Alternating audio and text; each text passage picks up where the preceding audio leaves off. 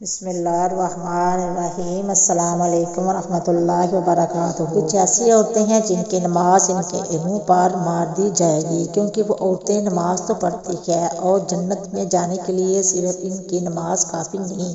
کیونکہ وہ جنت تک انہیں پہنچا دے، کیونکہ وہ ایسی عورتیں ہیں جو نماز خوب پالتی ہیں، خوب روزے رکھتی ہیں، ایک روزہ نہیں چھوڑتا، لیکن ان کی نماز کا کوئی فائدہ نہیں ہے اور ان کی نماز ان کو جہنم کی آگ سے نہیں بچا سکتی، کیونکہ وہ ایسی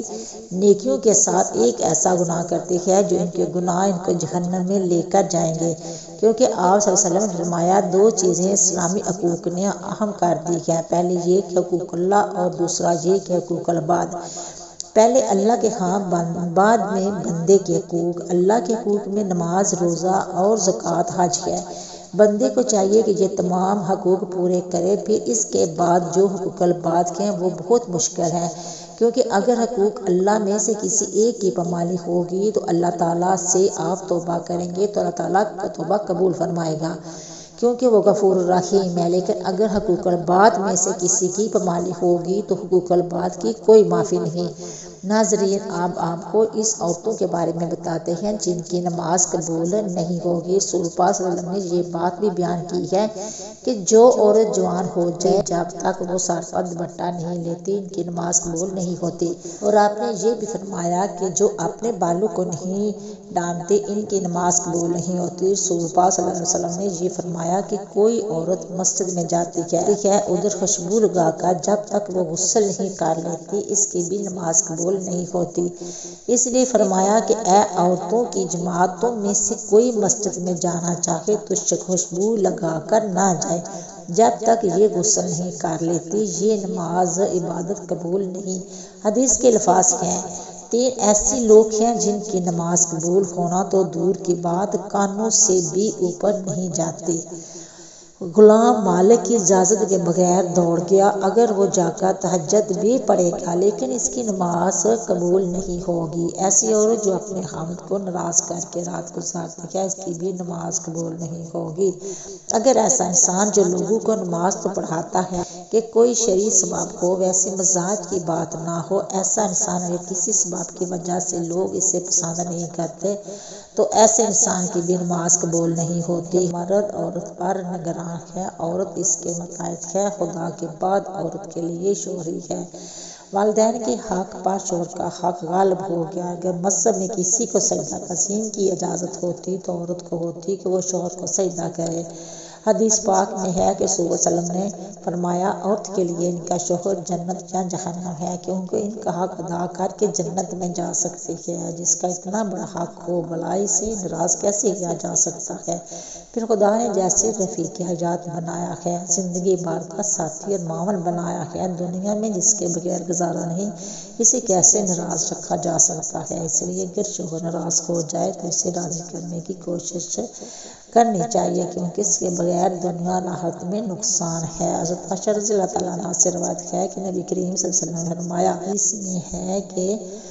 نماز کے دوران سر ڈھانپنے کا حکم ہے، چنانچہ اگر عورت دوران نماز سر نہ ڈھانپے تو اس کی نماز نہیں ہوتی۔ عورت کو ہاتھ، پاؤں، چہرے کے علاوہ باقی سارا بدن ڈھانپنا چاہیے، سینہ باندھ ضروری نہیں ایسے باریک کپڑے میں جن سے بدن جل کے نماز نہیں ہوتی۔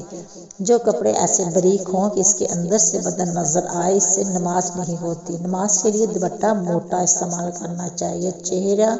دونوں ہاتھ کٹو تک، دونوں پاؤں ٹخنوں تک، ان 3 اعضاء کے علاوہ نماز میں پورا بدن ڈھانپنا عورت کے لیے۔ خواتین کا یہ کہنا ہے کہ جب بندوں سے پردہ نہیں ہے تو خدا سے کیا پردہ، بالکل غلط ہے۔ اللہ تعالیٰ سے تو کپڑے پہننے کے باوجود ادب چھپ نہیں سکتا، تو کیا بڑے کپڑے اتار کر نماز پڑھنے کی اجازت دے دی جائے۔ پھر بندوں سے پردہ نہ کرنا ایک مستقبل گناہ ہے۔ جو عورت اس گناہ میں مبتلا ہو کر اس کے لیے ایک ایسا جائز ہو گیا ہے کہ وہ نماز میں بھی خطرناک، شیطان جو ہے اس کو نمازوں کی اطاعت کرنے کے لیے جائز کیا ہے۔ نماز کے دوران سر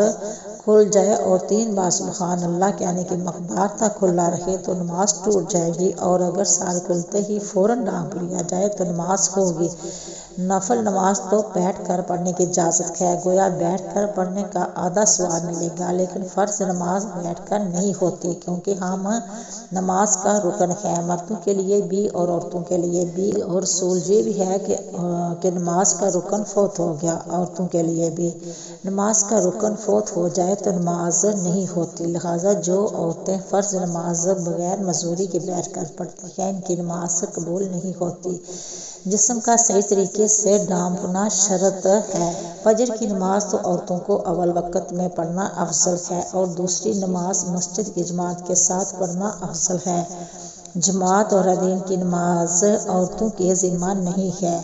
حضور صلی اللہ علیہ وسلم کا بابرکت زمانہ چونکہ شر و فساد سے خالی تھا، ادھر عورتوں کو حضور صلی اللہ علیہ وسلم کے کام سے سیکھنے کی ضرورت تھی، اس لیے عورتوں کو مساجد میں حاضری کی اجازت تھی، اور اس میں یہ بھی کیوں تھا کہ باپردہ جائیں، میلی کچلی جائیں، زینت نہ لگائیں، اس کے باوجود عورتوں کو ترغیب دی جاتی تھی کہ وہ اپنے گھروں میں نماز پڑھیں، چنانچہ حضرت عبداللہ بن عمر رضی اللہ عنہ سے روایت ہے، حضور صلی اللہ علیہ وسلم نے فرمایا کہ اپنی عورتوں کو مسجد سے نہ روکو اور ان کے گھروں اور ان کے لیے زیادہ بہتر ہے۔ حضرت عبداللہ بن مسعود رضی اللہ عنہ سے روایت ہے، رسول اللہ صلی اللہ علیہ وسلم نے فرمایا کہ تم کو اپنے کمرے میں نماز پڑھنا اپنے گھر کی چاردیواری میں نماز پڑھنے سے بہتر ہے، اور اس کے پچھلے کمرے میں نماز پڑھنا اگلے کمرے میں نماز پڑھنے سے بہتر ہے۔ مروی ہے کہ انہوں نے حضور پاک صلی اللہ علیہ وسلم سے عرض کی کہ آپ کے ساتھ نماز پڑھنا پسند کرتی ہوں، آپ صلی اللہ علیہ وسلم نے فرمایا مجھے معلوم ہے کہ تم کو میرے ساتھ نماز پڑھنا محبوب ہے۔ سین میں نماز پڑھنا گھر کے ہاتھے میں پڑھنے سے بہتر ہے، اور ہاتھے میں نماز پڑھنا اپنے محلے کی مسجد میں نماز پڑھنے سے بہتر ہے۔ اپنے محلے کی مسجد میں نماز پڑھنا میری مسجد میں میرے ساتھ نماز پڑھنے سے بہتر ہے۔ راوی کہتے ہیں کہ حضرت ام حمید رضی اللہ تعالیٰ عنہا نے یہ ارشاد سن کر اپنے گھر کے لوگوں کو حکم دیا کہ گھر میں سب سے دور اور طریق ترین کونے میں اس لیے نماز کی جگہ بنا دی جائے، چنانچہ ان کی ہدایت کے مطابق جگہ بنا دی گئی، وہ اسی جگہ نماز پڑھا کرتی تھی یہاں تک کہ اللہ تعالیٰ سے جا ملی، جو حضور صلی اللہ علیہ وسلم کے دور کی سعادت کی بات تھی۔ لیکن بعد میں جب عورتوں نے ان کی تمام یوتھ میں کوتاہیاں شروع کر دی جن کے ساتھ ان کو مساجد میں جانے کی اجازت دی گئی، حضرت امیر المومنین عائشہ صدیقہ رضی اللہ تعالیٰ عنہا ارشاد ہے کہ تو نے جو نئی روایت اختیار کر لی ہے، اگر رسول پاک صلی اللہ علیہ وسلم کو دیکھ لیتے تو عورتوں کو مسجد سے روک دیتے جس طرح بنی اسرائیل کی عورتوں کو روک دیا گیا۔ اسی بنا پر عورتوں کی مسجد میں حاضری کو مکروہ قرار دیا گیا، گویا یہ چیز اپنی اصل کے اعتبار سے جائز ہے مگر کسی عارضے کی وجہ سے ممنوع ہو گئی ہے، اور اس کی مثال ایسی ہے کہ وہ بازمانہ میں کوئی طبیب امرود کھانے سے منع کر دے، اب اس کی یہ معنی نہیں کہ اس نے شریعت کے حلال حرام کو تبدیل کر دیا، بلکہ یہ مطلب ہے کہ ایک جائز چیز جو جائز حلال ہے وہ ایک خاص موسم اور ماحول کے لحاظ سے مضر صحت ہے، اس لیے اسے منع کیا جاتا ہے۔ اللہ پاک ہمیں دین کی سمجھ نصیب فرمائے اور ہمارا خاتمہ ایمان پر فرمائے، اللہ ہمیں نیک عمل کرنے کی توفیق عطا فرمائے، اللہ پاک میری اور آپ کی بخشش فرمائے، آمین ثم آمین۔ امید کرتی ہوں کہ آپ کو میری یہ ویڈیو پسند آئی ہوگی، اگر پسند آئی ہے تو شیئر کرنا، سبسکرائب کرنا، اچھے کمنٹ کرنا، اپنی دعاؤں میں یاد رکھنا، اپنا بہت سارا خیال رکھنا، ہم انشاءاللہ ملیں گے نیکسٹ ویڈیو میں، تب تک اللہ حافظ۔